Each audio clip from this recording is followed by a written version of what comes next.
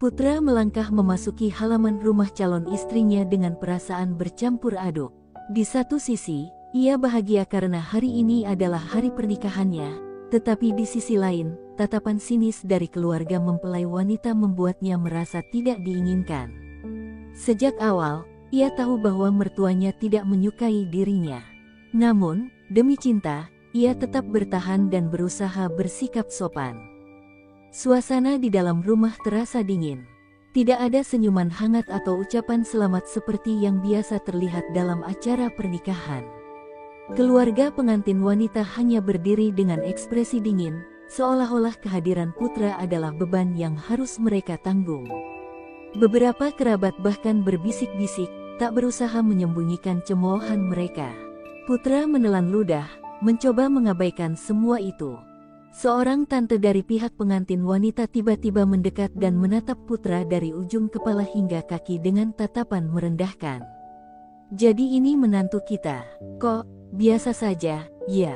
katanya dengan nada tajam. Ucapannya disambut tawa kecil dari beberapa tamu.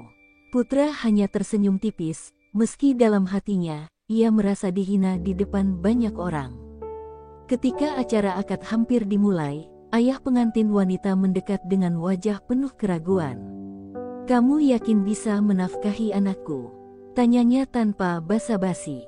Putra tersentak, merasa pertanyaan itu bukan sekadar kekhawatiran seorang ayah, melainkan sindiran yang disengaja. Ia mengangguk mantap, menegaskan kesungguhannya, meskipun dalam hati ia merasa perih dengan pertanyaan yang dilontarkan di saat yang tidak tepat. Ibu mempelai wanita, yang sejak tadi diam, akhirnya membuka suara. "Kalau bukan karena anakku yang memohon, aku tidak akan pernah setuju dengan pernikahan ini," katanya dingin. Suasana di ruangan semakin mencekam. Putra menarik napas dalam-dalam, menahan gejolak di dadanya. Ia tidak ingin memperkeruh keadaan, tetapi perlakuan seperti ini benar-benar membuatnya merasa kecil. Beberapa sepupu pengantin wanita, yang duduk tak jauh dari tempatnya berdiri, mulai berbisik-bisik sambil menahan tawa. Masa pengantin prianya nggak bawa hantaran mahal. Memalukan sekali, salah satu dari mereka berkata pelan, tapi cukup keras untuk didengar Putra. Ia menundukkan kepala, tidak ingin terpancing emosi. Ia datang dengan niat baik, tetapi sambutan yang diterimanya justru penuh penghinaan. Di tengah suasana yang penuh ketegangan, salah satu saudara laki-laki pengantin wanita mendekat dengan langkah santai. "Kamu yakin mau masuk keluarga ini?" tanyanya dengan nada mengejek. "Karena jujur saja, aku tidak yakin kamu akan bertahan lama." Ucapannya disambut anggukan setuju dari beberapa anggota keluarga yang lain. Putra tersenyum pahit, merasa dirinya seperti orang asing di rumah calon istrinya sendiri. Ketika penghulu tiba dan meminta semua orang untuk bersiap, tidak ada satupun dari keluarga pengantin wanita yang menunjukkan antusiasme. Mereka berdiri dengan wajah tanpa ekspresi, seolah-olah pernikahan ini adalah sebuah kesalahan besar. Putra menggenggam tangannya sendiri, mencoba menenangkan diri. Ia datang dengan niat suci, tetapi perlakuan mereka benar-benar menguji kesabarannya. Tatapan sinis terus mengarah kepadanya saat ia duduk di tempat yang telah disediakan. Beberapa tamu undangan dari pihak mempelai wanita bahkan tidak berusaha menyembunyikan ketidaksenangan mereka. Putra menatap calon istrinya yang duduk dengan kepala tertunduk. Ia berharap setidaknya wanita yang ia cintai bisa menunjukkan dukungan, tetapi sejak tadi, gadis itu hanya diam, tak berani menatapnya. Saat prosesi akan dimulai, salah satu saudara pengantin wanita berbisik kepada ibu mereka, "Apa kita masih punya waktu untuk membatalkan ini?" Putra mendengar dengan jelas, tetapi ia berpura-pura tidak. Dengan hati yang semakin berat, ia menyiapkan diri untuk melanjutkan acara, meskipun penghinaan demi penghinaan terus menghantamnya tanpa henti. Setelah akad selesai, suasana masih terasa dingin. Tidak ada tepuk tangan meriah, tidak ada pelukan hangat dari keluarga pengantin wanita. Beberapa orang berbisik-bisik, seolah-olah pernikahan ini hanyalah sebuah kesalahan besar yang baru saja terjadi di depan mata mereka. Putra berusaha menahan perasaannya, tetapi setiap tatapan merendahkan yang diarahkan kepadanya semakin menusuk hati. Saat sesi makan bersama dimulai, Putra berjalan menuju meja prasmanan dengan langkah penuh kehati-hatian. Namun, belum sempat ia mengambil makanan, seorang sepupu pengantin wanita pura-pura tersandung dan menabraknya. Makanan yang dibawa pria itu tumpah ke jas pengantin Putra, meninggalkan noda yang mencolok.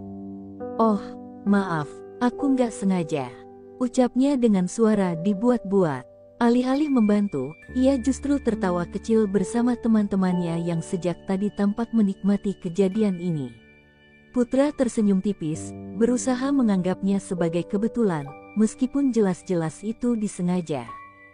Baru saja ia hendak mengambil tisu untuk membersihkan bajunya, seorang paman dari pihak pengantin wanita mendekat dengan langkah santai. Dengan senyum mengejek, ia meraih mangkuk kecil berisi air kobokan di atas meja. "Biar aku bantu bersihkan," katanya, lalu tanpa ragu, ia menyiramkan air itu tepat ke wajah Putra. Seisi ruangan terdiam selama beberapa detik sebelum tawa meledak dari beberapa tamu. Beberapa orang mencoba menahan senyum, sementara yang lain tertawa terbahak-bahak, menganggap ini sebagai lelucon yang menghibur. Putra memejamkan mata sejenak, merasakan air dingin menetes dari rambutnya ke dagu. Pengantin wanita yang duduk tak jauh darinya hanya terdiam. Wajahnya menegang, tetapi ia tidak berbuat apa-apa. Tidak ada usaha untuk membela suaminya, tidak ada kata protes terhadap keluarganya yang telah mempermalukan Putra di depan semua orang. Ibu mertua Putra hanya menatap dengan tatapan puas, seolah-olah kejadian ini adalah sesuatu yang sudah ia tunggu. "Yah, lumayan buat menyegarkan," katanya dengan nada sinis. Beberapa orang tertawa lagi, semakin membuat Putra merasa dipermalukan. Tangannya mengepal di sisi tubuhnya, tetapi ia tidak membalas. Ia menahan emosinya sekuat tenaga. Jika ini ujian kesabarannya, maka ia akan melewatinya dengan kepala tegak. Seorang pelayan datang dengan wajah panik, membawa handuk kecil untuknya. Namun, sebelum pelayan itu bisa menyerahkan handuknya, salah satu saudara iparnya menahannya. "Ah, biarkan saja.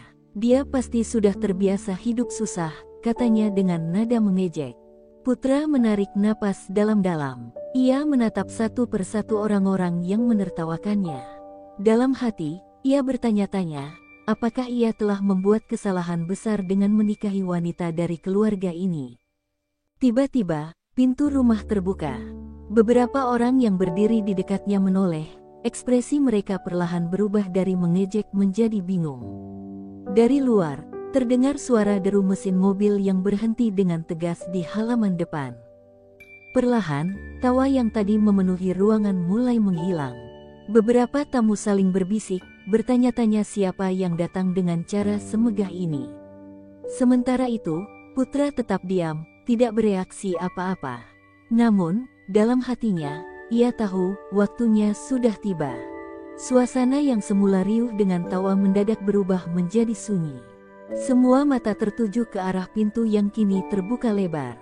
Beberapa tamu mulai berbisik dengan nada kebingungan, sementara yang lain diam terpaku, menunggu siapa yang akan masuk ke dalam ruangan. Langkah berat terdengar mendekat. Dari luar, seorang pria berwibawa dengan jas hitam mahal berjalan masuk dengan tatapan tajam. Di belakangnya, beberapa pria berpakaian formal mengikutinya dengan sikap penuh hormat. Semua orang yang tadinya menertawakan Putra kini mulai saling pandang, merasa ada sesuatu yang tidak beres. Ibu mertua Putra yang sebelumnya tersenyum sinis kini perlahan mengernyitkan dahi. "Siapa mereka?" gumamnya pelan, namun cukup terdengar oleh beberapa orang di dekatnya. Pria berjas hitam berhenti tepat di tengah ruangan, matanya menyapu seisi tempat dengan ekspresi dingin. Tanpa banyak bicara, ia menatap langsung ke arah Putra yang masih berdiri dengan jas basah akibat air kobokan yang baru saja disiramkan kepadanya. "Maaf, aku terlambat," ucap pria itu akhirnya dengan suara tenang namun penuh wibawa. Putra mengangkat wajahnya, menatap pria itu dengan ekspresi datar. Sementara itu, keluarga pengantin wanita mulai merasa ada yang aneh. Salah satu paman dari pihak pengantin wanita berdeham, berusaha mengembalikan kepercayaan dirinya. "Maaf, Anda siapa?" tanyanya dengan nada kaku. Pria itu tersenyum tipis, lalu mengangkat satu tangan, memberikan isyarat kepada salah satu orang di belakangnya. Dalam hitungan detik, seorang pria lain maju dan menyerahkan sebuah berkas tebal kepada pria itu. Dengan gerakan perlahan namun penuh ketegasan, ia melemparkan berkas itu ke meja tamu, membuat semua orang tersentak. "Kalian tidak tahu siapa menantu kalian sebenarnya?" tanyanya sambil menatap lurus ke arah ibu mertua putra.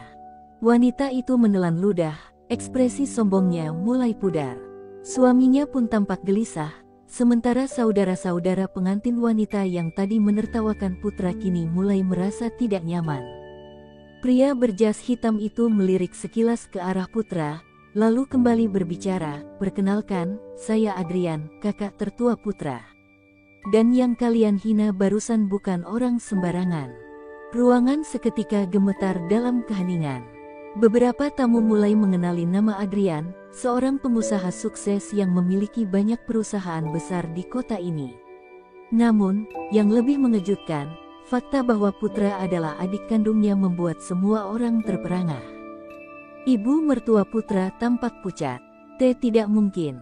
Dia hanya pria biasa." Suaranya bergetar, seolah tidak bisa menerima kenyataan.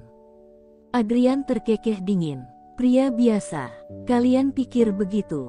Ia menatap ke arah tamu yang sebelumnya tertawa lepas. "Kalian semua telah mempermalukan adikku sendiri, di hari yang seharusnya menjadi hari bahagianya."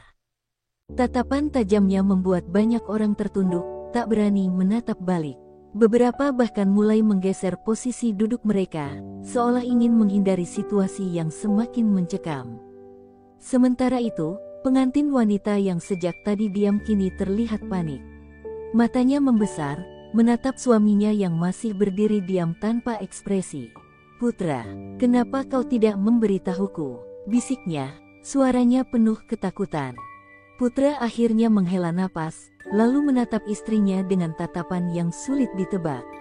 "Aku ingin dicintai karena diriku sendiri, bukan karena harta atau statusku."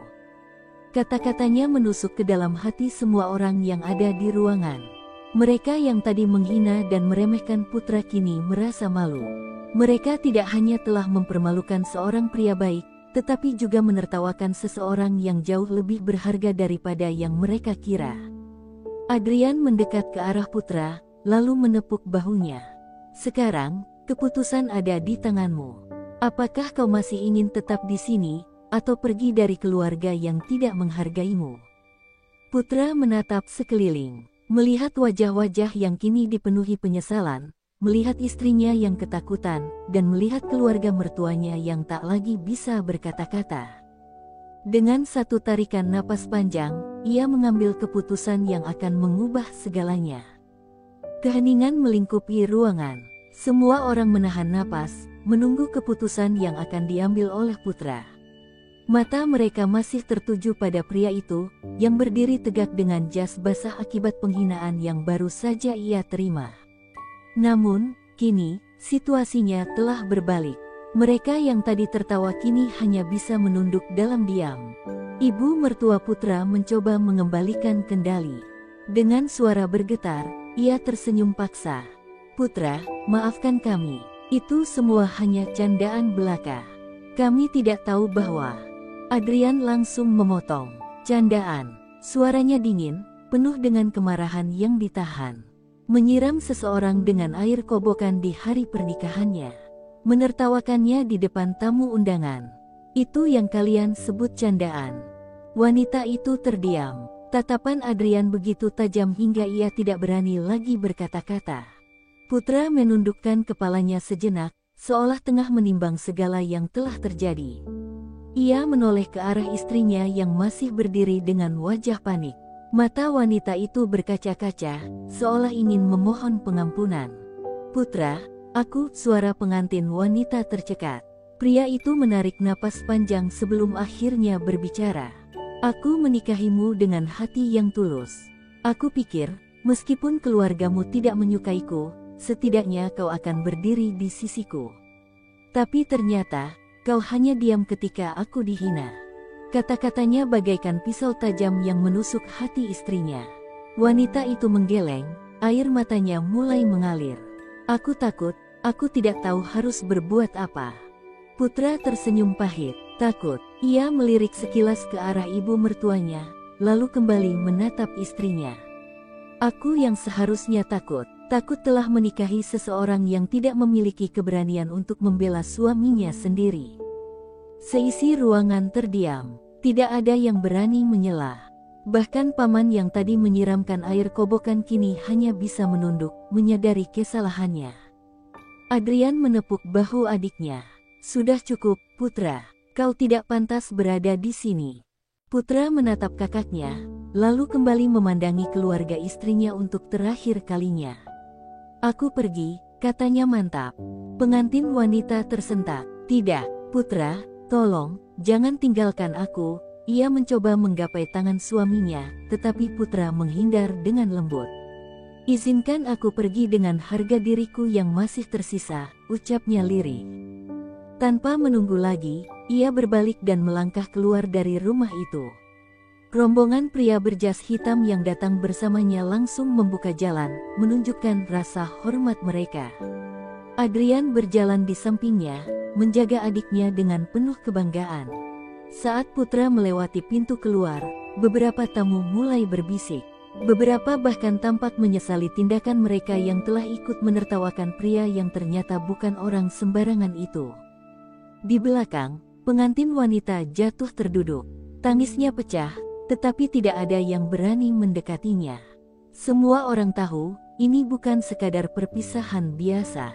Ini adalah konsekuensi dari penghinaan yang telah mereka lakukan. Ibu mertua Putra menggigit bibirnya, tangannya mengepal. Ia ingin menghentikan Putra, ingin mengatakan sesuatu yang bisa membalikkan keadaan. Namun, lidahnya keluh. Ia sadar, tidak ada lagi yang bisa ia lakukan. Putra, pria yang baru saja mereka hina, kini melangkah pergi dengan penuh kehormatan. Dan mereka hanya bisa menatap kepergiannya dengan penyesalan yang terlambat. Bab 5, Harga Sebuah Penghinaan. Putra melangkah keluar dari rumah yang seharusnya menjadi tempat perayaan pernikahannya. Malam yang semula dihiasi gemerlap lampu kini terasa kelam. Angin dingin berembus pelan, seolah ikut membawa perasaannya yang hancur. Adrian berjalan di sampingnya, wajahnya masih penuh amarah. Begitu mereka mencapai deretan mobil mewah yang terparkir di depan, seorang pria berpakaian rapi membuka pintu untuk mereka. Namun, sebelum Putra masuk, suara lirih memanggilnya dari belakang. Putra, tolong jangan pergi. Suara itu datang dari istrinya yang kini berlari mengejarnya dengan wajah penuh air mata. Gaun pengantinnya tampak kotor akibat ia terjatuh berulang kali saat mencoba menyusul. Nafasnya tersengal, tubuhnya gemetar. Namun, Putra tetap diam. Ia menatap wanita itu, tetapi tidak ada kehangatan di matanya. Apa lagi yang kau inginkan? Tanyanya datar. Istrinya menggeleng dengan panik. Aku tidak bisa tanpamu. Aku tahu aku salah. Aku seharusnya membelamu, suaranya tersendat.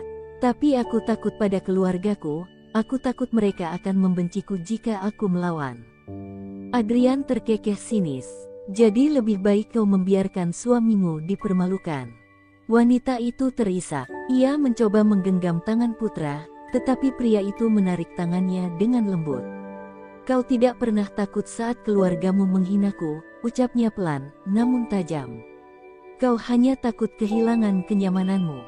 Kata-kata itu membuat istrinya semakin terisak. Aku janji, aku akan berubah. Aku akan memperjuangkanmu.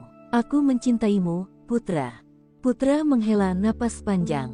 Ada perasaan sakit yang mengiris hatinya melihat wanita itu menangis. Namun, ia tidak bisa melupakan penghinaan yang baru saja ia terima. Ia tidak bisa mengabaikan betapa mudahnya orang-orang meremehkannya, seolah harga dirinya tidak berarti apa-apa.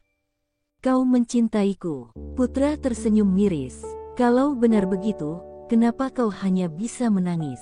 Kenapa kau tidak melawan saat aku diperlakukan seperti sampah? Wanita itu menggigit bibirnya, tidak bisa menjawab. Di belakangnya, ibu mertuanya berdiri dengan wajah pucat. Pria-pria yang tadi menertawakan Putra kini hanya bisa diam, tidak ada yang berani membuka mulut. Putra menatap mereka satu persatu, lalu mengalihkan pandangannya kembali ke istrinya.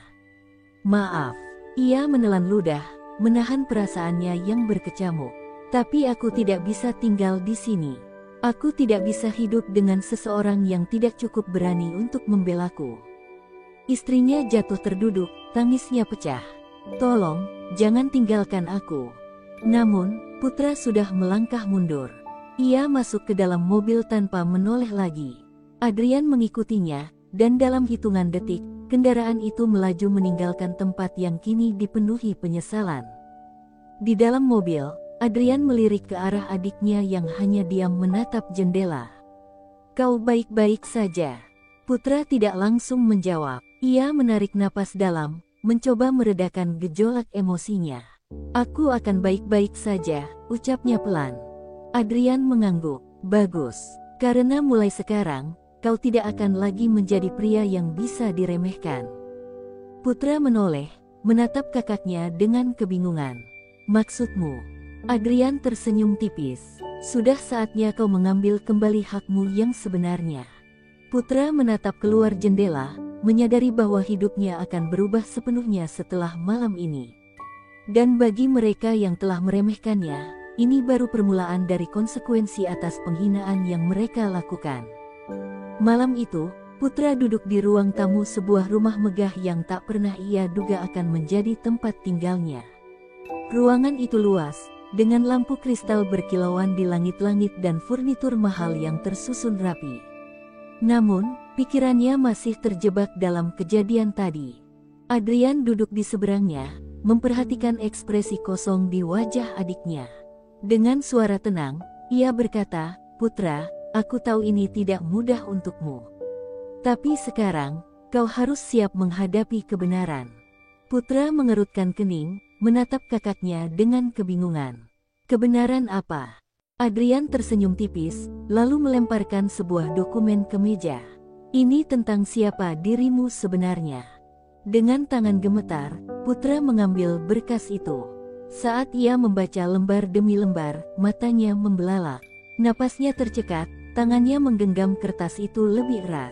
Apa ini? Suaranya bergetar. Adrian menyandarkan tubuhnya ke sofa. Kau bukan anak angkat keluarga sederhana seperti yang kau kira selama ini. Ia berhenti sejenak, menatap langsung ke mata adiknya. Kau adalah putra kandung dari keluarga Wijaya, keluarga konglomerat yang selama ini kau pikir tidak ada hubungannya denganmu. Putra merasa tubuhnya melemah. Nama itu, Wijaya, adalah nama yang sering ia dengar di berita. Salah satu keluarga terkaya di negeri ini. Bagaimana mungkin ia, yang selama ini hidup sederhana, bisa menjadi bagian dari mereka? Tapi, bagaimana bisa? Suaranya nyaris seperti bisikan. Adrian menarik napas panjang. Dulu, ayah kita, Tuan Wijaya, mengalami konflik besar dengan keluarga besarnya.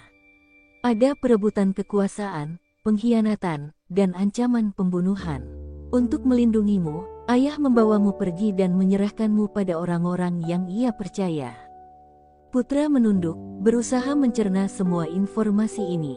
Jadi, keluargaku selama ini menyembunyikanku. Adrian mengangguk. Mereka melakukannya demi keselamatanmu. Tapi sekarang, saatnya kau kembali dan mengambil tempat yang seharusnya menjadi milikmu. Dada Putra bergemuruh. Ia masih berusaha menerima kenyataan bahwa hidupnya yang selama ini ia kenal ternyata hanyalah bayangan dari sesuatu yang jauh lebih besar. Namun, satu pertanyaan muncul di benaknya. Kalau begitu, kenapa kau baru memberitahuku sekarang? Adrian menatapnya dengan tatapan serius. Karena aku ingin kau tahu siapa yang benar-benar peduli padamu. Aku ingin kau melihat sendiri siapa yang tetap menghormatimu, bahkan ketika mereka mengira kau hanyalah pria biasa. Putra terdiam. Ia mengingat bagaimana ia dipermalukan di hari pernikahannya. Bagaimana keluarganya yang seharusnya menjadi bagian dari hidupnya justru menganggapnya tidak berharga. Aku ingin kau bangkit, putra, Adrian melanjutkan. Bukan untuk membalas dendam, tapi untuk menunjukkan pada mereka siapa kau sebenarnya. Putra mengangkat wajahnya. Tatapan ragu yang tadi ada di matanya mulai berubah.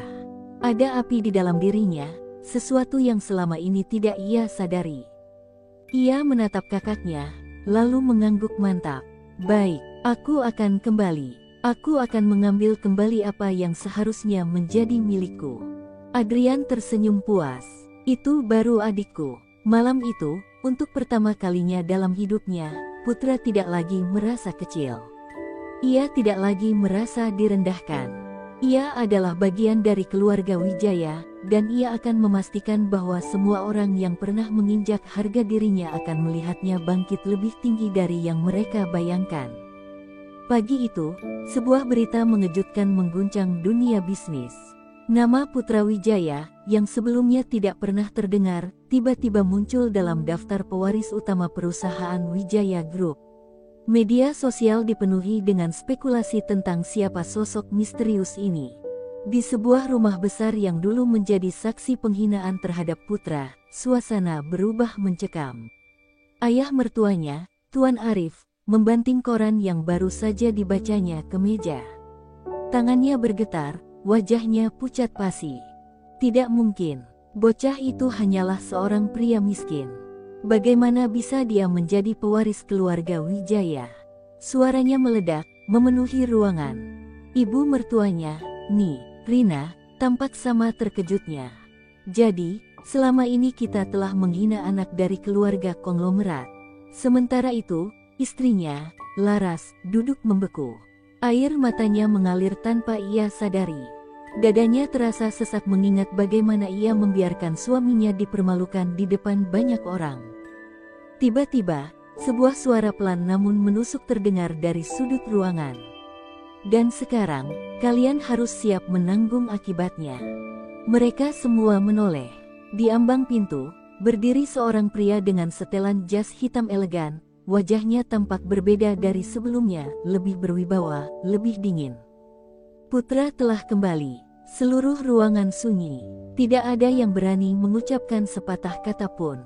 Tuan Arif mencoba menyembunyikan kegugupannya, sementara Rina menelan ludah dengan gugup. Putra melangkah maju dengan tenang, tetapi tatapannya penuh ketegasan. Dulu, aku datang ke rumah ini sebagai seorang pria sederhana yang ingin mencintai dan membangun keluarga bersama Laras. Tapi apa yang kudapat? Penghinaan, ejekan, bahkan air kobokan. Suasana semakin tegang. Tidak ada yang mampu menyangkal kebenaran ucapannya. Putra mengalihkan tatapannya ke arah Laras yang masih terpaku. Kau menangis sekarang. Kenapa? Karena aku pergi atau karena kau takut menghadapi konsekuensi perbuatanmu?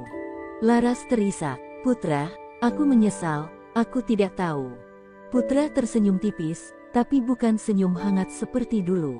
Tidak, Laras. Kau tahu, kau hanya memilih untuk diam. Rina mencoba mendekat. Putra, dengarkan kami, semua ini hanya kesalahpahaman. Kami tidak tahu siapa dirimu sebenarnya. Putra menatap wanita itu tajam. Jadi jika aku bukan pewaris keluarga Wijaya, kalian akan tetap menganggapku sampah. Rina terdiam. Tuan Arif mencoba menyelamatkan situasi. Putra, kita bisa membicarakan ini baik-baik. Bagaimanapun, kau adalah menantuku. Putra menatap pria itu dengan ekspresi dingin.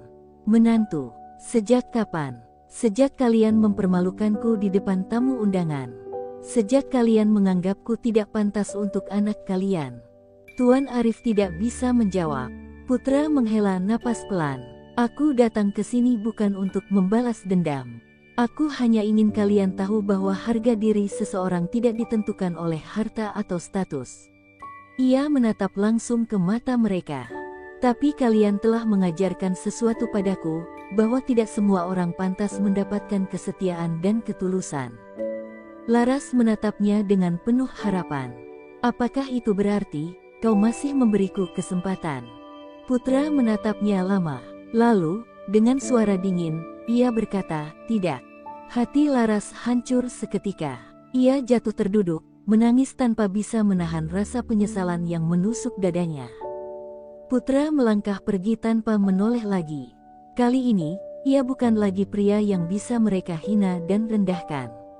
Ia adalah putra Wijaya, pewaris sah keluarga paling berpengaruh di negeri ini. Dan bagi mereka yang telah meremehkannya, inilah saatnya mereka merasakan akibat dari kesombongan mereka sendiri. Lajengkah putra meninggalkan El penuh air mata. Tidak ada yang bisa ia lakukan untuk mengubah kenyataan, suaminya, pria yang pernah ia hina dan abaikan, kini telah menjadi seseorang yang tidak lagi bisa ia raih. Di luar, putra melangkah menuju mobilnya. Adrian berdiri di samping pintu, menyaksikan adegan itu dengan tatapan penuh kepuasan. "Bagaimana rasanya?" tanyanya pelan. Putra menarik napas dalam. "Aku tidak merasakan kemenangan, hanya kelegaan." Adrian menepuk bahu adiknya. "Itu lebih baik, kau tidak butuh balas dendam. Kau hanya perlu membuat mereka sadar bahwa mereka telah kehilangan sesuatu yang berharga." Mobil itu melaju meninggalkan rumah yang dulu menjadi saksi penghinaan terhadapnya. Putra menatap keluar jendela, mengingat kembali bagaimana ia berdiri di sana sebagai pria yang direndahkan. Kini, keadaan telah berbalik. Sementara itu, di dalam rumah, Tuan Arif terduduk lesu di sofa. Wajahnya menegang, pikirannya kacau. "Apa yang harus kita lakukan?" bisiknya pada istrinya. "Nih, Rina juga tampak panik. Kita tidak bisa membiarkan dia pergi begitu saja. Kita harus memperbaiki semuanya sebelum semuanya terlambat." Namun, sebelum mereka bisa menyusun rencana, sebuah panggilan telepon masuk. Tuan Arif meraihnya dengan cepat. "Pak Arif," suara di ujung sana terdengar kaku. "Kami mendapat informasi bahwa proyek kerja sama dengan Wijaya Group telah dibatalkan." Dunia terasa runtuh seketika. "Apa maksud Anda?" "Maaf, Pak. Keputusan ini langsung dari pemilik perusahaan. Semua kontrak yang berkaitan dengan keluarga Anda telah dicabut." Tangan Tuan Arif bergetar hebat. Keringat dingin membasahi dahinya. Semua rencana bisnisnya selama ini bergantung pada kerjasama dengan Wijaya Group. Tanpa itu, perusahaannya bisa runtuh dalam sekejap. Laras yang masih terduduk di lantai menatap ayahnya dengan mata penuh ketakutan. "Apa yang terjadi, Ayah?" Tuan Arif menatap putrinya dengan tatapan penuh penyesalan. "Kita sudah kehilangan segalanya, Laras." Sementara itu, di kantor pusat Wijaya Group, Adrian menatap layar ponselnya dengan senyum puas. "Aku baru saja membatalkan semua kontrak kerja sama dengan mereka," katanya pada Putra. Putra hanya diam. Ia tidak meminta Adrian melakukan itu, tetapi ia juga tidak merasa perlu menghentikannya. "Biarkan mereka merasakan bagaimana rasanya kehilangan sesuatu yang berharga," kata Adrian lagi. Putra menatap keluar jendela, pikirannya melayang jauh. Ia tidak ingin menjadi pribadi yang kejam, tetapi mereka sendiri yang telah mengajarkan bahwa dunia ini tidak selalu adil bagi mereka yang terlalu baik. Di rumah keluarga Laras, kekacauan terjadi. Investor mulai menarik dana mereka, para mitra bisnis mundur satu persatu. Perusahaan yang selama ini mereka banggakan kini berada di ambang kehancuran. Di kamarnya, Laras menatap ponselnya dengan tangan gemetar. Ia ingin menelepon Putra, ingin meminta maaf, ingin mengatakan bahwa ia menyesal. Namun, saat ia membuka daftar kontaknya, ia menyadari sesuatu yang membuat hatinya semakin hancur. Nomor Putra sudah tidak ada di sana. Tangannya terkulai lemas. Semuanya sudah terlambat.